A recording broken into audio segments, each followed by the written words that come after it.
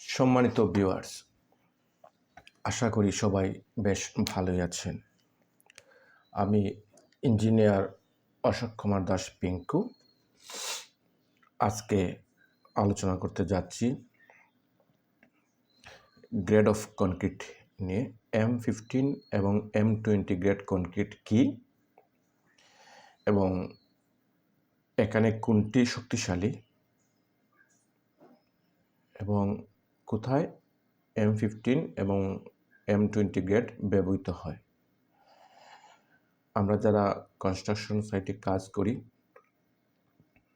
M15 এবং M20 grade কনক্রিটের ব্যবহারটা খুব বেশি হয়। সো সেটা নিয়ে বিস্তারিত আলোচনা করব। সো আপনার ধৈর্য সহকারে শুনুন এবং পাশে থাকুন। According to IS 456-2000, IS means International Standard,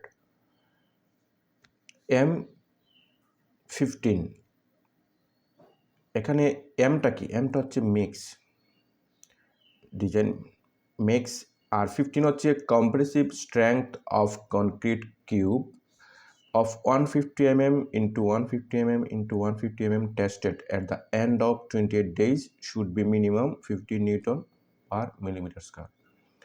অর্থাৎ কম্প্রেসিভ স্ট্রেংথটা এই 150 mm 150 mm 150 mm সাইজের কিউব টেস্ট করার পরে 28তম দিনের এন্ড অফ দ্য 28তম দিন 28 দিন পরে এটার শক্তি হবে কমপক্ষে 50 নিউটন পার মিলিমিটার স্কয়ার।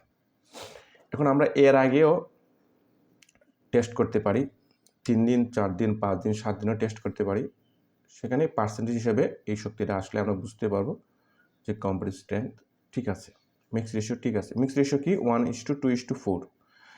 মানে M15 গ্রেড কনক্রিটের মিক্স রেশিও হচ্ছে 1:2:4।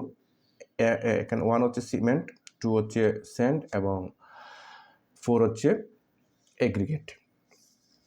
এবার আসেন M20 গ্রেড কনক্রিটের ক্ষেত্রে এম হচ্ছে মিক্স, 20 গ্রেড ক্ষেত্রে একই, যে 28তম দিনের পরে এটার শক্তিটা কম্প্রেসিভ স্ট্রেংথটা হবে 20 নিউটন পার মিলিমিটার স্কয়ার, আর এটার মিক্স রেশিও হচ্ছে 1:1.5:3।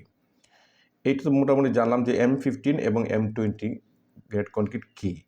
এখন প্রশ্ন হচ্ছে এখানে কোনটি শক্তিশালী?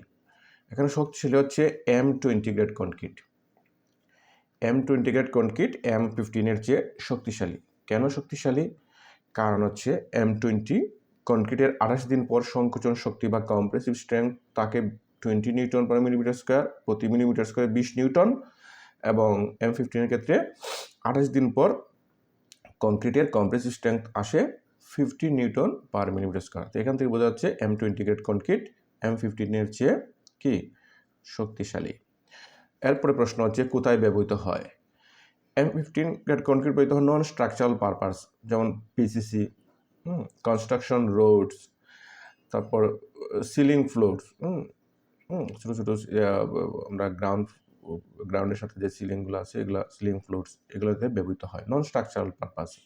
আর M20 গ্রেড কনক্রিটটা ব্যবহৃত হয় domestic purpose, domestic floors, foundations, driveways, garage, তারপর হচ্ছে workshop, bases, footings etcetera, beam, column, এগুলোতে আমরা M20 গ্রেড কনক্রিট ব্যবহৃত করি। এখানে একটা দুটো নোট আছে। নোটটা হচ্ছে the minimum grade of plain cement concrete PCC shall be 50 newton per millimetre square. অর্থাৎ পিসিসির জন্য মিনিমাম গ্রেডটা হচ্ছে 50 নিউটন পার মিলিমিটার স্কয়ার, আর the minimum grade of reinforcement cement concrete RCC shall be 20 newton per millimetre square.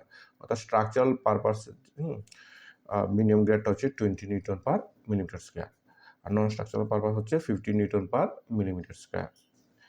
So আজকের আলোচনা যদি ভালো লাগে থাকে অবশ্যই আমার চ্যানেলটি সাবস্ক্রাইব করবেন এবং শেয়ার করে দিবেন। সবাইকে অসংখ্য ধন্যবাদ।